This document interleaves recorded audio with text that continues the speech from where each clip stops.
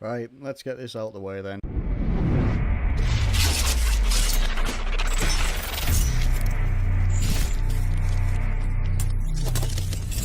Welcome back to the Squirrel Heed YouTube channel. After the beautiful game that was the Europa League Final the other night, obviously, do feel free to go back and check my prediction video and make me recognise how much of an arse I was with the prediction. I predicted a 3-1 win. Just didn't quite pan out the way I thought it would, or in fact, with the team I predicted to win, actually, it just did not go to plan. First of all, before absolutely anything, congratulations to Sevilla. They fully, after that second half performance, they fully deserved the win. Absolutely deserved that win, 100%. But for Christ's sake, I mean, what happened? We collapsed faster than the UK economy. We couldn't. I don't understand. It looked like we had it, like it was right there in our hands, and then it's gone. And so quickly as well. It was unbelievable. Right. Start with the first half. Now that first half reminded me of when we played Man City twice in the league, not the cup final, which is ironic. When we played Man City in the league, we tore them in half. We won by 3 goals in each game, won 4-1 in one, and won 3-0 in the other game. We were absolutely, we were electric, we were fluid, we had great passing, we had solid defence in the first half, which is completely shocking compared to what happened in the second half. And then we were probing forward, it looked like we weren't rushing too much, but we were making progress up the field. We were trying to obviously unsettle that Sevilla defence, trying to work. We were dominating the midfield as well, which was unbelievable. We were doing really well. It looked really comfortable. Had a good couple of chances that were, and there were chances the other way as well. They had some chances on the counter, but not. They just weren't as effective in their counters in the first half. So Coutinho and Sturridge were pretty quiet at first. They were struggling to get them in the game, but we were still dominating. We were progressing up the pitch. Kolo Touré was making some really great runs, which was astounding. It was like, have we just swapped him for Yaya for a game? I mean, it was like in-form Yaya, not like current, birthday cake Yaya. And it was, we were looking confident. There was obviously some. It looked like there was some clangers waiting to happen between Mignolet and Moreno, but obviously, more of that comes to light later. But we just had the faith. I had the faith that like something magical, something good was going to click. It was going to happen. With the chances that we were missing, that they were eventually going to come off and something was going to happen. And it did. 6 minutes or so before half time, Firmino picks up the ball from a bit of sloppy play out on the wing, but he picks up the ball and he just drives it forward. Nice straight pass through to Sturridge. And it was a peach of a pass, great pass, really well weighted. And Sturridge just kind of like stood there for literally a couple of seconds, it felt like. And he stood still. The Sevilla defence stood still. And he just literally just takes it on his left foot, outside of the boot, curls it in, past the goalkeeper, and just like that was a beautiful goal. That was a goal that if we'd won, you'd be talking about as like the goal of the Europa League or something like that. That was a great goal, and it was really like it lifted our spirits. Like we just, you had to applaud that, even if you were a fan of Liverpool. If you're not a fan of Liverpool, you're a fan of Sevilla. You might maybe not in the ground on the night, but you would applaud that goal because that was just a thing of beauty. You see how far on the replays that starts outside the post and curls in. Absolutely beautiful, wonderful goal. Not so long after, we had a goal. We had it in the back of the net. Lovren header, bang, straight in the net. Sturridge, though, is like stood offside and tries to dink it in himself, even though he doesn't touch the ball, and it's given offside. That could have been a game changer. It really could. I'm not really going to mention questionable decisions. There's a lot of talk of handballs throughout the game, the offsides, all this, that, and the other. Doesn't matter because we didn't, anyway, we'll get to that. But even after that goal was disallowed, it looked like we were going to go on and we were going to, second half comes in. Half time, we're feeling pretty confident. Second half, we were going to finish the job. I mean, now I'm thinking about the second half, and I'm thinking, I can't believe 17 seconds. 17 seconds. 17 seconds it took from their kickoff. We didn't have a touch. Great goal by Sevilla, by all means. That could have been stopped by Alberto Moreno. And I can't get past that. Can't get past that. How he could have been, alright, he was pretty errant and he wasn't, he was doing exactly what I didn't want him to do in the first half, was when he was going up. I said it in my prediction video that I didn't want him going up the top of the pitch too much because he doesn't come back. Well, ironically, it doesn't really matter because he was at the back for this goal. He skipped over the gap. He skipped over, I think it was Nzonzi. Come on, former Stoke player, get out of it. He skips over the ball, and Nzonzi, I think it was Nzonzi. I might be wrong. Whoever it was, just literally just dinks the ball past his legs, slots it into that middle bit. Mignolet's all, he's doing his best. I can't blame Mignolet for that goal. Maybe the defence could have been a bit tighter, but they probably thought that Moreno had it. Didn't have it covered. Slots it in from 4 yards out. You're never gonna, you never give Gamero that type of space. You just don't. You see how how many goals he scored this year. He's an absolutely vital player who's now being apparently scouted by Barcelona for so long. That same story that Barcelona always give out. But they fully deserved that goal. As soon as they scored, though, and they went back to the God, this is devastating.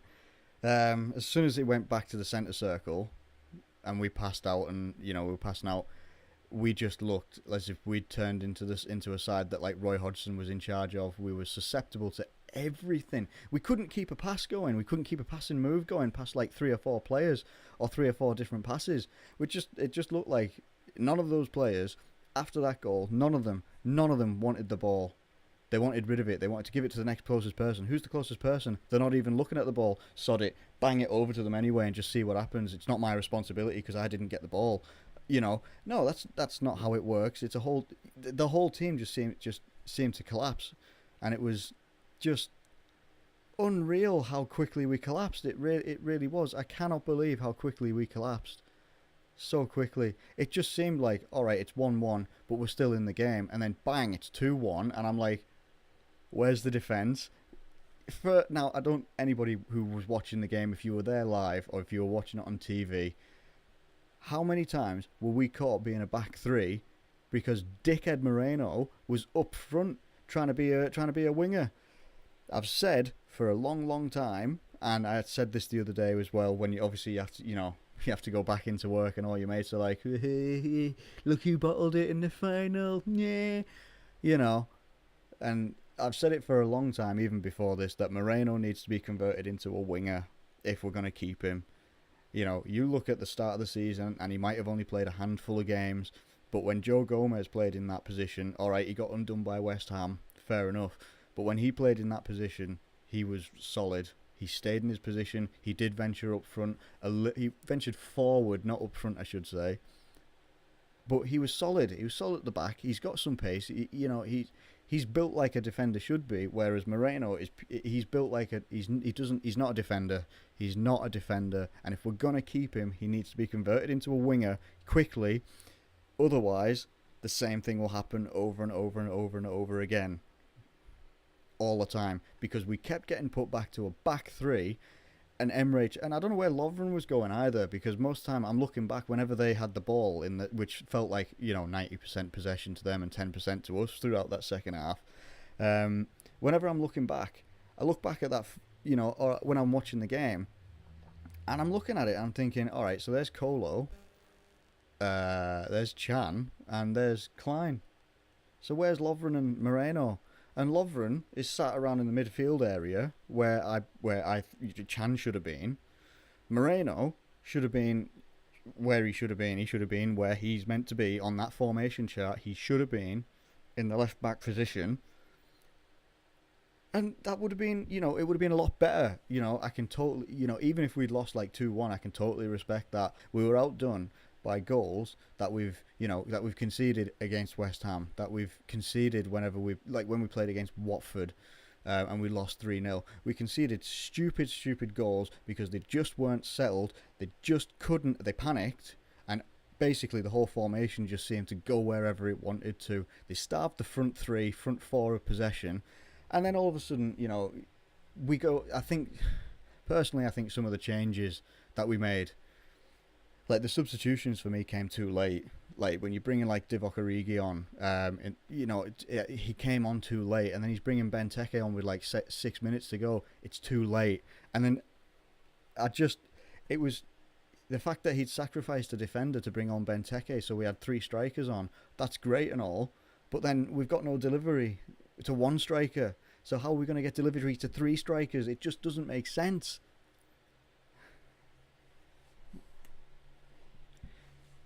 It's gutting because that was our only way into the Champions League.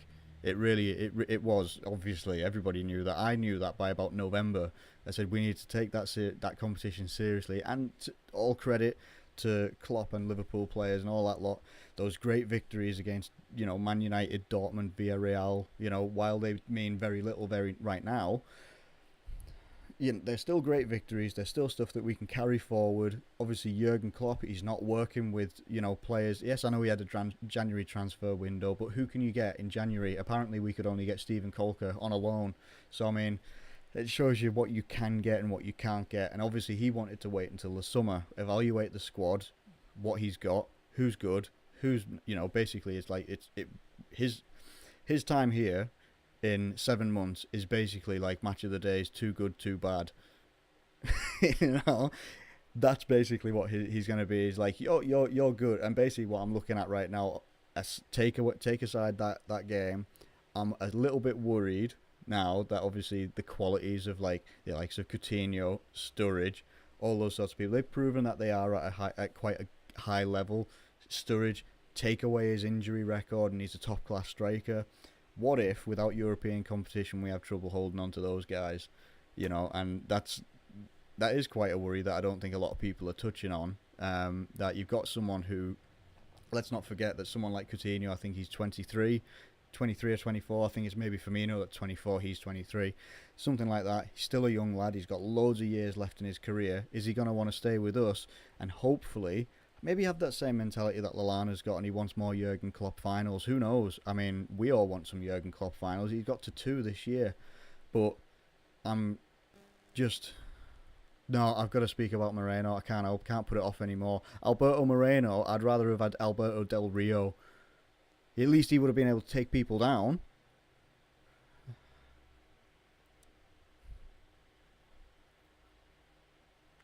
It was difficult to watch last night when it got to 86 minutes and you're thinking, if we get a goal now, it's that hope. It's the hope that keeps you going.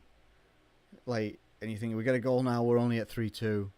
And, when we can maybe 88 minutes and a bit of extra time and we can maybe get a third goal and do a 3-3 and, it's extra time and, no, it doesn't happen, does it? As I said, we've got to go onwards and upwards now, move on. It's frustrating. Full credit to Sevilla. The guys have won it 3 times in a row. First time I think that's ever happened. They've won it. They already had a record 4 times of winning it. Now they've got it a record 5 times of winning it in total. So full credit to those guys. They didn't give up after their first half. He must have given them a right bollocking in half time. And I'm disappointed, but we'll move on from this. Perhaps without any European football, we can pull off something of a 2013-14 season and see what we do in domestic cups. But we will have to prioritise the league. There's no question about it. We'll have to prioritise the league next year and get up as far as we can. Without European competition, we should be looking at the very least top 5, but realistically, I would say we should be looking at about top 4. We would need, and it's going to be, and I'm not saying we're going to get it by saying that. You don't misconstrue what I'm saying. I'm not saying we're going to get it. I'm just saying that should be a target of getting within that top 5, top 4 bracket. If we don't have European football, we're not going to be playing on Thursday nights, even though I don't think that's much of a curse, and that's no excuse for the likes of Man United next season. Playing on a Thursday night, it's just another day. It's just another day. We proved it up until we got to the final. Unfortunately, I hate to use the term. We bottled it. I hate to use that term, especially for my club. I hate to use that term, but onwards and upwards. We've got the summer transfer window to go. We've got some guaranteed signings that are going to be coming in already. We've got the Euros to watch, not necessarily look forward to, because what happens with Liverpool players when we go to a European or world competition, they come back injured and they can't perform the next season. So, fingers crossed. Good luck to England. I'm not hoping for much, but we'll see what happens. Upcoming videos that I've got coming up on the channel, just to let you know before I sign out of here and get away. Upcoming videos, I'll have quite a few gaming videos. I've got some different games coming. I know I've done some FIFA ones in the past. I've got more of those coming. Kickstarting the FIFA series again. The Gerrard Road to Glory mainly. I'll be doing some Dark Souls footage of someone who can't play Dark Souls very well, i.e. me. And also I'll be doing some Uncharted gameplay, because that game is amazing, absolutely awesome. And then basically just any games I can get my hands on, I'm going to put those up as well. Not just necessarily football style videos and stuff, because I like all sorts of games, absolutely loads of games, so I'm going to try and do as many as I can, be as regular as I can. If you've enjoyed the video, please give it a like, subscribe if you're new around here, and I'll catch you later.